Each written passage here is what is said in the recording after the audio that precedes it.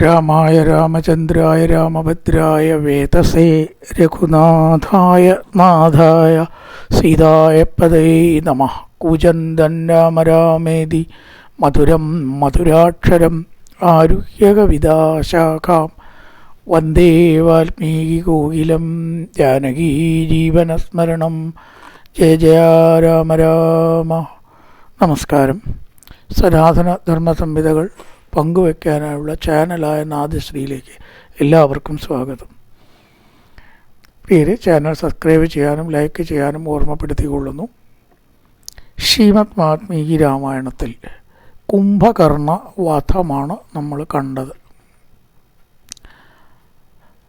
രാമായണത്തിൽ തന്നെ പ്രധാന ഒരു ഘട്ടമാണ് കുംഭകർണ വധം. ഒരു അപാര വലിയ രൂപമാണ് കുംഭകർണൻ. തമോ ഗുണത്തിൻ്റെ മൂർത്തിമത് ഭാവമായിട്ടാണ് താത്വികമായിട്ട് പറയുക. അപ്പോൾ രാവണൻ്റെ വലിയ ഒരു ശക്തി ഇതോടുകൂടിയിട്ട് പോയി. അങ്ങനെ രാവണൻ വിലപിക്കുകയാണ്. ഈശ്വര, അവൻ വധിക്കപ്പെട്ടു. എല്ലാവരും വന്നിട്ട് ഉണർത്തിച്ചു. കുംഭകർണൻ്റെ കഥ ഇങ്ങനെയായി. വധിക്കപ്പെട്ടു രാജാവേ. പിതൃവ്യം നിഹതം ശ്രുത്വാ ദേവാന്തകനരാന്തകോ സ്ഥിരശ്ചാധികായശ്ച ഋതുശോകപീഡിത. ഇളയച്ചൻ കൊല്ലപ്പെട്ടു എന്നറിഞ്ഞ് ദേവാന്തകൻ, നരാന്തകൻ, തിശിരസ്, അധികായൻ എന്നീ രാവണപുത്രന്മാരും രാവണൻ തന്നെയും വളരെയേറെ ദുഃഖിച്ചു. എൻ്റെ വലങ്കൈയാണ് ഇപ്പോൾ പോയത് എന്ന് രാവണൻ പറഞ്ഞു. ഇതാനും കലഹം നാസ്മി യസ്യേമേ പതിതോ ഭുവാ ദക്ഷിണോയം സമാശ്രിത്യ. ദക്ഷിണ കയ്യെ വലത്തെ കയ്യെ ദക്ഷിണോയം സമാശ്രിത്യ ന ബിബേമി സുരാസുരാൽ. ഒരു ദേവന്മാരെയോ അസുരന്മാരെയോ മറ്റുള്ളവരെയോ ഞാൻ പേടിക്കാതിരുന്നത് ഈ ഒരൊറ്റ ബലം എനിക്കുള്ളത് കൊണ്ട് ആയിരുന്നു. പാസ്റ്റ് ടെൻസായി. ഇവിടെ ഒരു വ്യത്യാസം നമുക്ക് കാണാൻ സാധിക്കും. ഈ ത്രിശിരസ്, എനിക്ക് അതിൻ്റെ ഉത്തരം മനസ്സിലാവണില്ല. ത്രിശിരസ് വധിക്കപ്പെട്ട ആളാണല്ലോ. 14,000 രാക്ഷസന്മാരെ കരദൂഷണ ത്രിശിരസ് വധിക്കപ്പെട്ടു എന്ന് പറഞ്ഞു. പക്ഷെ ഇവിടെ ത്രിശിരസ് ജീവിച്ചതായിട്ടൊക്കെ കാണുന്നു. ഇവ രാവണപുത്രനായിരിക്കും ത്രിശിരസ് അല്ലേ പണ്ട് വധിക്കപ്പെട്ടതാണാവോ? ഇതേതായാലും രാവണപുത്രനായിട്ട് ത്രിശിരസാണ്. അപ്പം അദ്ദേഹവും കരഞ്ഞു. വധിക്കപ്പെട്ടു എന്നാണല്ലോ പറഞ്ഞത്. കരദൂഷണ ഇവിടെ ത്രിശിരസ്സും ദുഃഖിച്ചു എന്നാണ് പറഞ്ഞത്. ത്രിശിരസിനെ പറ്റി ഇങ്ങനെ പറയുകയാണ്. അപ്പോൾ അദ്ദേഹം മരിച്ചിട്ടില്ല എന്ന നിലയ്ക്കാണ് ഇവിടെ കഥ നോക്കുമ്പോൾ നമുക്ക് കാണുന്നത്. അതെങ്ങനെ പൊരുത്തപ്പെടുത്താമെന്നിപ്പോൾ അറിവുള്ളവരോട് ചോദിച്ചാലേ പറയാൻ പറ്റുള്ളൂ. ത്രിശിരസ് മരിക്കാത്ത പോലെയാണ് ഈ സർഗം വായിച്ചാൽ നമുക്ക് കാണുക. അവർ ദുഃഖിച്ചു. ഇളയച്ചൻ എന്ന് പറഞ്ഞുകൊണ്ട് രാവണൻ്റെ പുത്രനാണ് താനും. കുംഭകർണൻ ഇളയച്ചനാവണമെങ്കിൽ രാവണൻ്റെ പുത്രനാവണല്ലോ ത്രിശിരസ്.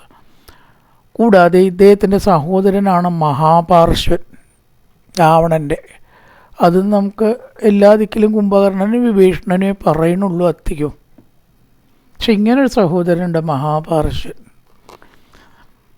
ഏത് നിലയ്ക്കാ ശരിക്കുള്ള സഹോദരനല്ലേണാവുന്ന സഹോദരൻ തന്നെയാണ്. മഹാപാർശ്വൻ എന്നൊരു സഹോദരനുണ്ട്. പിന്നെ മഹോദരനും. ഇവരും ദുഃഖിച്ചു. കൂട്ടത്തോടെ രാവണപുത്രന്മാരും രാവണനും ദുഃഖിച്ചു. കഥം ഏവം വിധോ വീരോ ദേവ ദാനവ ദർപ്പ.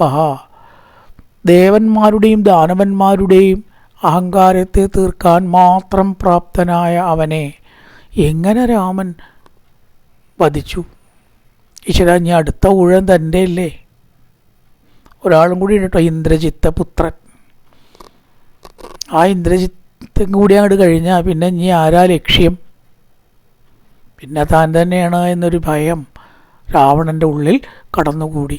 നീ ഇന്ദ്രജിത്ത് പുത്രൻ മാത്രമേ ഉള്ളൂ. അക്ഷകുമാരൻ വധിക്കപ്പെട്ടു. മേഘനാഥൻ ഇതുണ്ട്. ത്രിശിരസ് ഇവിടെ ഉണ്ട് എന്ന് പറയുന്നു. അക്ഷകുമാരനാണെങ്കിലോ വധിക്കപ്പെടുകയും ചെയ്തു.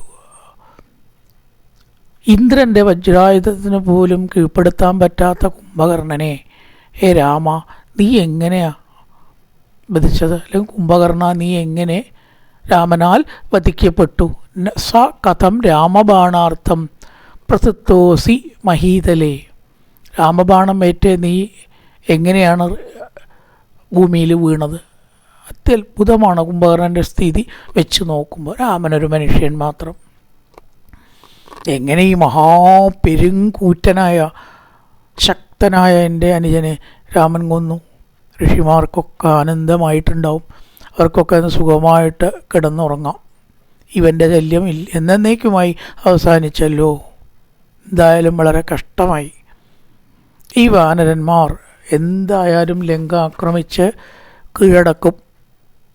അതുകൊണ്ട് എല്ലാവരോടും ആജ്ഞാപിച്ചു, സർവ്വ കവാടവും ബന്ധിച്ച് വേണ്ട വിധം നിങ്ങൾ ബന്ധിക്കണം. എനിക്കിനി രാജ്യം കൊണ്ടെന്ത് കാര്യം, സീതയെ കൊണ്ടെന്ത് കാര്യം? രാജ്യേന നാസ്തി മേ കാര്യം കിം കരിഷ്യാമി സീതയാ. പേര് രക്തബന്ധം, സഹോദരബന്ധം, ഇടയ്ക്കൊക്കെ അഭിപ്രായ വ്യത്യാസങ്ങളോ സൗന്ദര്യപ്പണക്കോ ഉണ്ടായാലും സഹോദരബന്ധം എന്ന് പറയുന്നത് ലോകത്തിൽ വലിയൊരു ബന്ധം തന്നെയാണ് എന്നാണ്. അമ്മയച്ഛനും കഴിഞ്ഞാൽ നമുക്ക് പിന്നെ ചോരബന്ധമുള്ളത് അവരുമായിട്ടാണ്. ഭാര്യ മക്കളുമായിട്ടും ചോരബന്ധമുണ്ട്, മക്കളുമായിട്ടുണ്ട്. ഭാര്യയായിട്ട് ചോരബന്ധമില്ല. ആ മക്കളുടെ അമ്മ എന്ന നിലയ്ക്കോ മക്കളുടെ അച്ഛൻ എന്ന നിലയ്ക്കോ ആണ് ഭാര്യയും ഭർത്താവും പരസ്പരം മക്കളുണ്ടായ സ്നേഹിക്കുന്നത്. അല്ലാതെ അതിന് രക്തബന്ധമുണ്ടോ ചോദിച്ചാൽ കുറവാണ്. അപ്പോൾ ഏത് ബന്ധമാണ് പിന്നെ ഈ ലോകത്തിൽ നിലനിൽക്കുന്ന? സഹോദര ബന്ധം.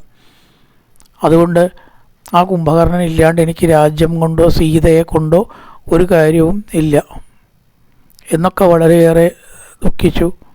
ദേവന്മാർക്കൊക്കെ ഞാൻ പരിഹാസ്യനായി, ഇനി ആരും എന്നെ സഹായിക്കാനില്ലല്ലോ. തദിദം മാം അനുപ്രാപ്തം വിഭീഷണ വചശുഭം. ആ വിഭീഷണൻ എൻ്റെ നന്മയോർത്ത് അമ്മ പറഞ്ഞതൊക്കെ ഇതാ സംഭവിച്ചു. എല്ലാ സൈന്യങ്ങളും വധിക്കപ്പെടും, ലങ്ക നശിപ്പിക്കപ്പെടും, ഏട്ടാങ്ങും വധിക്കപ്പെടും. അതൊക്കെ ഇതാ ഇവിടെ സമാഗതമായി. ചിലതൊക്കെ സമാഗതമാവാൻ പോകുന്നു. കുംഭകർണൻ അടക്കം വധിക്കപ്പെട്ട് കഴിഞ്ഞിരിക്കുന്നു. ഇനി അടുത്ത ലക്ഷ്യം ഞാനല്ലേ എന്നൊരു തോന്നൽ, ഭയം, ആശങ്ക.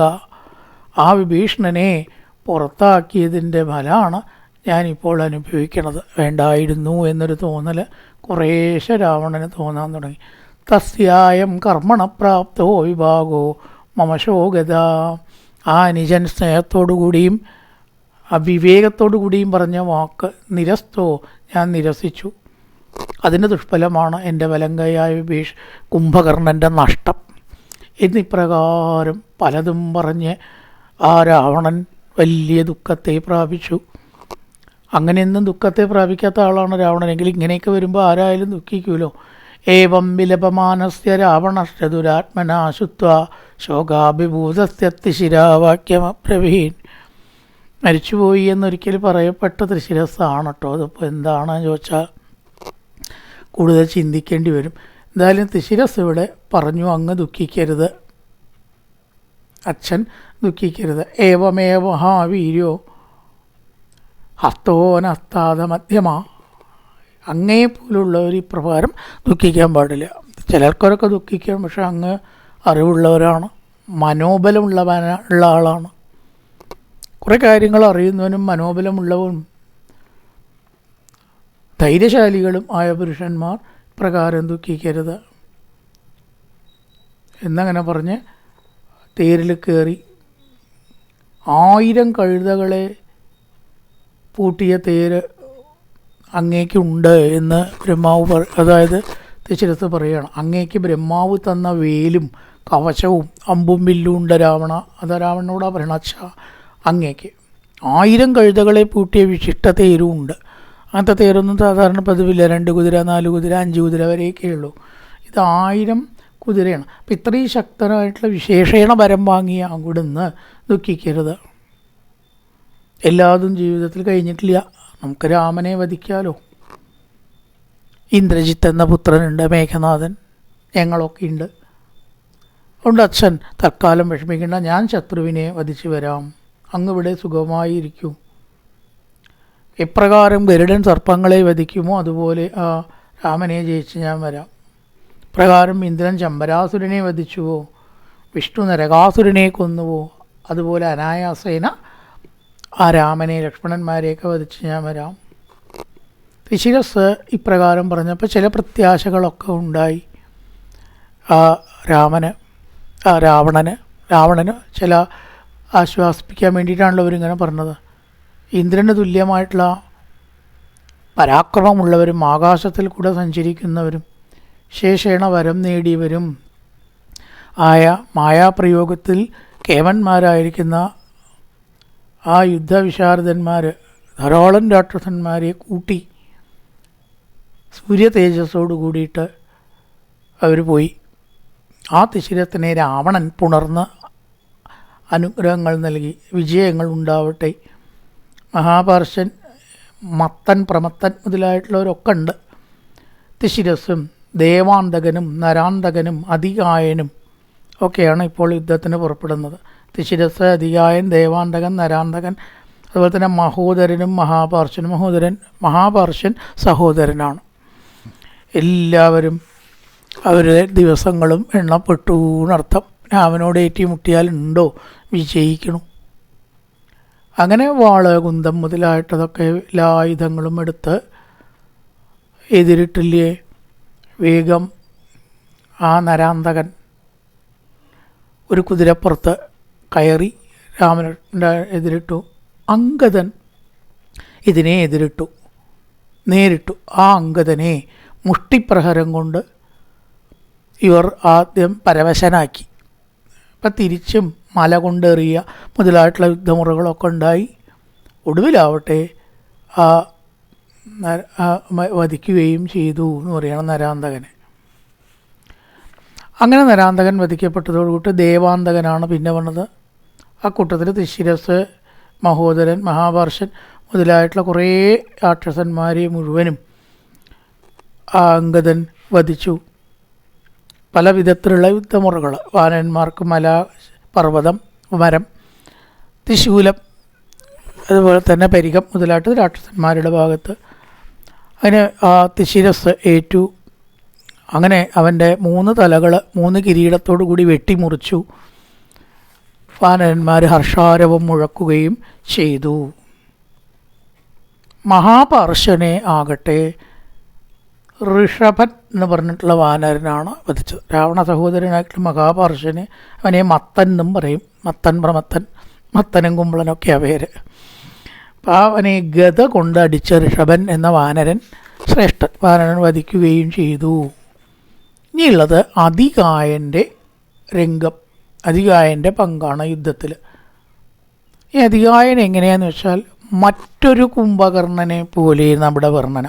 അപാര വലിപ്പം കൊണ്ടും പരാക്രമം കൊണ്ടും കുംഭകർണന് തുല്യമാണ്. മറ്റൊരു കുംഭകർണനെ പോലെ തോന്നപ്പെട്ടു എന്ന് പറയുകയാണ്. ഇവൻ വരുണ് കണ്ടപ്പോൾ തന്നെ കുംഭകർണൻ ജീവിച്ചു എന്ന് പലരും വിചാരിച്ചു. ശക്രതുല്യനായിട്ട് ഇന്ദ്രൻ്റെ തേജസ്സോട് കൂടിയിട്ട് ഇവൻ വരുന്നത് കണ്ടപ്പോൾ കുംഭകർണൻ എഴുന്നേറ്റുവോ എന്നൊരു സംശയം ഇവർക്കുണ്ടായി. രാമ രക്ഷിക്കണേ രക്ഷിക്കണേ രക്ഷിക്കണേ എന്ന് പറഞ്ഞവരെല്ലാം കരഞ്ഞു. കുംഭകർണൻ ഇതാ നീട്ടു വരണു. കുംഭകർണനൊന്നും അല്ലാതെ ആ എത്രയോ കുതിരയെ പൂട്ടിയ തേരിൽ അതികായൻ്റെ വരവാണ്. അതികായൻ എന്ന് പറഞ്ഞാൽ തന്നെ വലിയ ശരീരമുള്ളവൻ. വാക്കിൻ്റെ അർത്ഥം അങ്ങനെ പോവുക. അതാണ് കുംഭകർണന് തുല്യം എന്ന് പറഞ്ഞത്. ഇപ്പോൾ ഇവൻ്റെ കയ്യിലുള്ള ആയുധങ്ങളാണ് വില്ല്, ശൂലം മുതലായിട്ടുള്ളതെല്ലാം ഉണ്ട്. 8-10 കണക്കിന് ധാരാളം ആവനാഴികൾ. ഒരു ആവനാഴിയൊന്നുമല്ല, ഇഷ്ടം പോലെ ആവനാഴിയുണ്ട്. അതുപോലെ വളരെയേറെ വിശിഷ്ടമായിട്ടുള്ളൊരു വില്ല്, ശോഭയാർന്ന വില്ലാണ്. ചില പ്രത്യേകതകളുണ്ട്, അതാണ് അങ്ങനെ പറഞ്ഞത്. ശോഭയാർന്ന ഇവൻ്റെ പ്രധാന ആയുധമായിട്ടുള്ള വില്ലും കയ്യിൽ കരുതിയിരിക്കണു. ആ തേരിലാവട്ടെ 1000 കുതിരയെ പൂട്ടിയിട്ടുണ്ട്. രാവണനെ പോലെ തന്നെയാണ്. രാവണനുണ്ട് 1000 കഴുതയെ പൂട്ടിയ തേരാണ് തോന്നുന്നുണ്ട്. എന്തായാലും 1000 അതൊക്കെ. ആ തേരിൽ കയറി 2 വശത്തായിട്ട് 2 വാള്, വളരെയേറെ വിശിഷ്ടമായിട്ടുള്ള വാള് തൂക്കിയിട്ടുണ്ട് തേരിൽ. 2 വാളാണ്. അങ്ങനെ ഭീമാകാരനായിട്ട് രാവണപുത്രന് ധന്യമാലിയിലുണ്ടായ ആളാണ് ഈ അതികായൻ. ധന്യമാലിയിൽ അതികായൻ, ദേവാന്തകൻ, നരാന്തകൻ, തിശിരസ് മണ്ഡോദരിയിലെ അക്ഷകുമാരനും ഇന്ദ്രജിത്തും. രണ്ടാളും മണ്ഡോദരിയിലുണ്ടായ പുത്രന്മാരാണ്. അപ്പോൾ ധന്യമാലിനിയിലുണ്ടായിട്ടുള്ള പുത്രനാണ് ആര്? അതികായൻ. അങ്ങനെ ധാരാളം സ്വർണ്ണാലങ്കൃതനാണ്. കുണ്ടലങ്ങൾ, മറ്റ് വളകൾ, ആഭരണങ്ങളിലൊക്കെ കുറച്ച് ഭ്രമണ്ടതൊക്കെ ധരിച്ചിട്ട് ആ യുദ്ധത്തിന് ഏതായാലും മരിക്കാൻ പോകുമ്പോൾ ഈ ആഭരണം കൊണ്ട് വല്ല കാര്യമുണ്ടോ എന്ന് ആലോചിച്ചില്ല. എല്ലാവരും ജയിക്കുന്ന തന്നെയല്ലേ യുദ്ധത്തിന് പോകുമ്പോൾ വിചാരിക്കുക അല്ലേ. ലോട്ടറി എടുക്കുമ്പോൾ എല്ലാവരും എനിക്കും കിട്ടും, എനിക്കും കിട്ടും, ഒരാൾക്ക് കിട്ടുമെന്ന് വിചാരിച്ചിട്ട് ആരെങ്കിലും ലോട്ടറി എടുക്കലുണ്ടോ? എന്ന പോലെ താൻ ജയിക്കും എന്ന് വിചാരിച്ചിട്ട് തന്നെ യുദ്ധത്തിന് പോണത്. അപ്പോൾ അതുകൊണ്ട് ആഭരണങ്ങളും അലങ്കാരങ്ങളും ഒന്നും കുറച്ചില്ല. അതികായൻ ഇന്ദ്രനെ പോലും വെന്നവനാണ്. അപ്പം അതാണ് കുംഭകർണ തുല്യൻ. കുംഭകർണൻ അനിയൻ, അതികായൻ പുത്രൻ, ഇന്ദ്രജിത്ത് എന്ന പുത്രൻ, കുംഭകർണ സഹോദരൻ. ഇവരെല്ലാം ഇന്ദ്രനെ ജയിച്ചവരാ. ജയിക്കുക അത്ര എളുപ്പമൊന്നുമല്ല. ദേവന്മാരുടെ നായകനാണ്, 1000 യാഗം നടത്തിയ ആളാണ്, വജ്രായുധം കയ്യിലുള്ളവരാണ്. അതിങ്ങനെ ഇടത്തിറക്കി പറയണത് അതുകൊണ്ട് ഇന്ദ്രനെ ജയിച്ചവൻ ഒരു ക്വാളിഫിക്കേഷനാണ്. ഇന്ദ്രനെ ജയിച്ചു തന്നെ ഏതെങ്കിലും ഒരാൾ ജയിച്ചു എന്നല്ല, അത്ര ശക്തനാണ് ഇന്ദ്രൻ. ദേവന്മാരുടെ നാഥനാണ്. അപ്പം അതൊരു പ്രത്യേക സ്റ്റാറ്റസാണ്. ഇന്ദ്രജിത്ത് എന്ന് മേഘനാഥന് പേരെന്നെ കൊടുത്തിരിക്കുന്നു, ഇന്ദ്രജിത്ത്. ഇവിടെ ഇന്ദ്രജിത്ത് തന്നെയാണ് അതികായനും. ഇന്ദ്രനെ ജയിച്ചിരിക്കുന്നു. അപ്പം ഇവനെ വാനരന്മാർ 5 ആൾ നേരിട്ടു എന്നാണ് അതികായൻ. അതികായനായതുകൊണ്ട് ഒറ്റയ്ക്ക് ഒരാൾ വേണ്ടാന്ന് പറഞ്ഞ് കുമുദൻ, ദിവിതൻ, മൈന്ദൻ, നീലൻ, ശരഭൻ, ഈ 5 വാനരന്മാർ ആദ്യം ശരങ്ങളെ കൊണ്ട് ആക്രമിച്ച ശരങ്ങളെ കൊണ്ട് അതികായൻ ഇവരെ നേരിട്ടു. ഇപ്പോൾ പറഞ്ഞു, ഈ വാനരന്മാരെയൊക്കെ അയച്ചിട്ട് പേടിച്ചിട്ട് എന്തിനാണ് രാമ എവിടെയെങ്കിലും പോയിട്ട് നിൽക്കണത്? നീ ധൈര്യം ഉണ്ടെങ്കിൽ എന്നോട് യുദ്ധത്തിന് പോവാ. ഈ വാനരന്മാരെ അയച്ച് പേടിച്ച് ഒളിച്ചിരിക്കുന്നത് പുരുഷത്വമല്ല എന്നും പറഞ്ഞ് രാമനെ വെല്ലുവിളിച്ചു. കാണിച്ചു തരാം, എൻ്റെ മുമ്പിലേക്ക് നീ വരിക എങ്കിൽ അധികം നിനക്ക് ജീവൻ ഉണ്ടാവില്ല എന്നങ്ങനെ പറഞ്ഞ് അതികായൻ രാമനെ വെല്ലുവിളിച്ചപ്പോൾ ലക്ഷ്മണൻ നേരിട്ടു. നിൽക്ക്, രാമൻ്റെ താഴെ ഒരാളുണ്ട്, അനിയനായിട്ടുള്ള ലക്ഷ്മണനാണ് ഞാൻ വന്നാൽ പോരെ? എന്തിനാപ്പോൾ രാമൻ തന്നെ വരണത്? രാമൻ വരണമെങ്കിൽ രാമൻ വരും, പക്ഷേ ആദ്യം നീ എന്നോട് ധൈര്യം ഉണ്ടെങ്കിൽ യുദ്ധം ചെയ്യേ എന്നും പറഞ്ഞ് ലക്ഷ്മണൻ രാമനെ ഒന്നങ്ങോട്ട് പിന്നിലാക്കി മുമ്പിലേക്ക് വന്നപ്പോൾ ആ അതികായൻ പറഞ്ഞു, എൻ്റെ ശരങ്ങളും ആയുധങ്ങളും ലക്ഷ്മണ എന്നെപ്പോലുള്ള ശിശുക്കൾക്ക് തടുക്കാനാവില്ല, ഏൽക്കാനും ആവില്ല. ലക്ഷ്മണ, നീ വെറുതെ ശിശുവാണ്. ഒരു ശിശുവും കുട്ടിയായിട്ടുള്ള എന്നോട് ഞാൻ എന്തിന് യുദ്ധം ചെയ്യണം? രാമൻ തന്നെ എന്നോട് യുദ്ധത്തിന് വരട്ടെ. യേശം യുദ്ധം ചെയ്യണമെങ്കിൽ രാമൻ വേണം. നീയൊക്കെ ഞാൻ തുടങ്ങുമ്പോഴേക്കും മരിച്ച് ഭൂമിയിൽ ചത്തു വീഴും. അതുകൊണ്ട് നീ തൽക്കാലം പൊയ്ക്കോ, നിന്നോട് യുദ്ധം ചെയ്യാൻ എനിക്ക് താല്പര്യമില്ല എന്നായി അതികായൻ.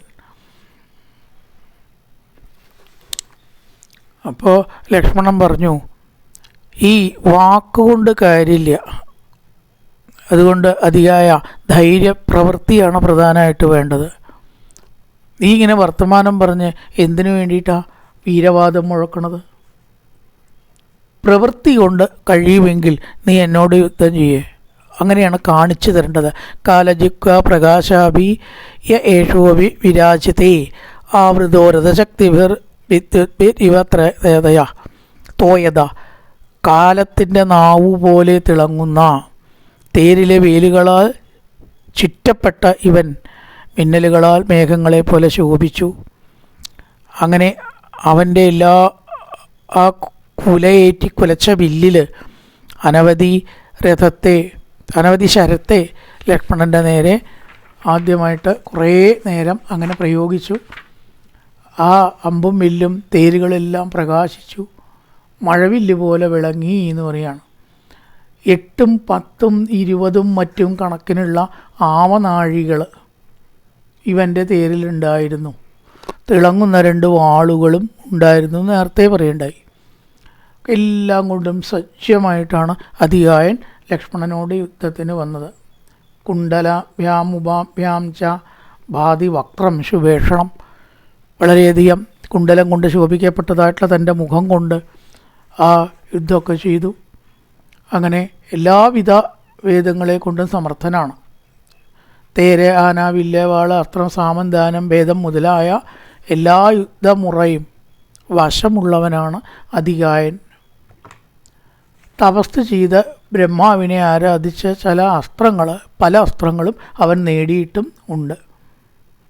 അങ്ങനെ ദേവാസുരന്മാരെ പല പ്രാവശ്യം ഇവൻ തോൽപ്പിച്ചിട്ടുണ്ട്.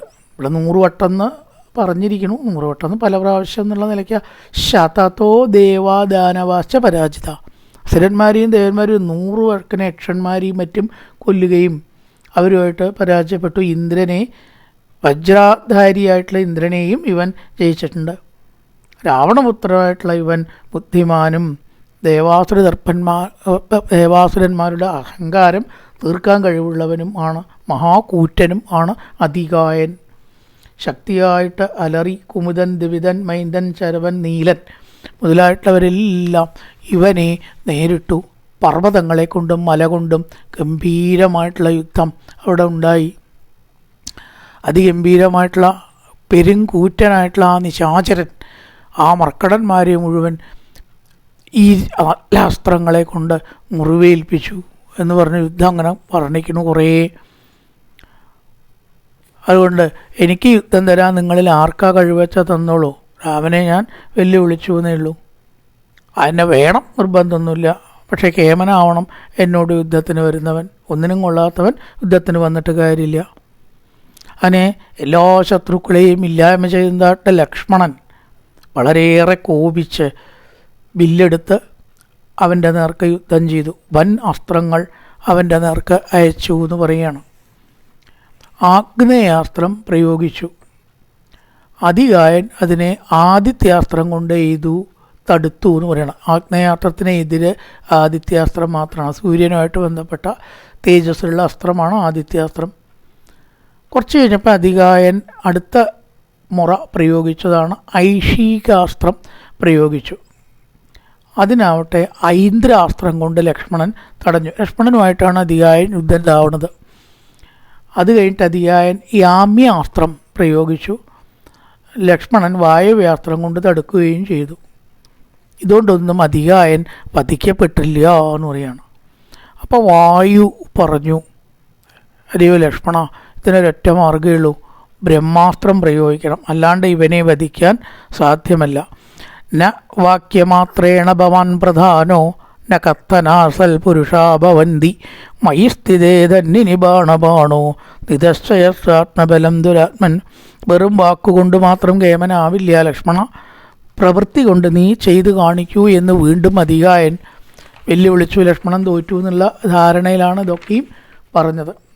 ആ സമയത്ത് വായു പറഞ്ഞു, ബ്രഹ്മാസ്ത്രമല്ലാണ്ട് ഇതിന് വേറെ മാർഗമൊന്നും ഇല്ല എന്ന്. അങ്ങനെ ബ്രഹ്മാസ്ത്രം കൊണ്ട് പ്രയോഗിച്ചു ലക്ഷ്മണൻ. അതികായൻ ശിരസ്സറുക്കപ്പെട്ട് താഴെ വീണ് മരിക്കുകയും ചെയ്തു. അതിന് അതികായ വധം കൂടി ഒരു പ്രധാന ഘട്ടമായിട്ട് യുദ്ധത്തിൽ കഴിഞ്ഞതോടുകൂടി രാവണൻ്റെ ചിന്ത ഒന്നങ്ങനെ വരികയാണ്. അതികായ വധത്തിന് ശേഷം രാവണൻ ചിന്തിച്ചു, ഈ രാമൻ ചില്ലറക്കാരനല്ല, അല്ലെങ്കിൽ അതികായനെയും കുംഭകർണനെയും കൊല്ലാൻ സാധാരണ ഒരു മനുഷ്യന് സാധ്യമല്ല. സാക്ഷാൽ മഹാവിഷ്ണു തന്നെയാണ് രാമൻ.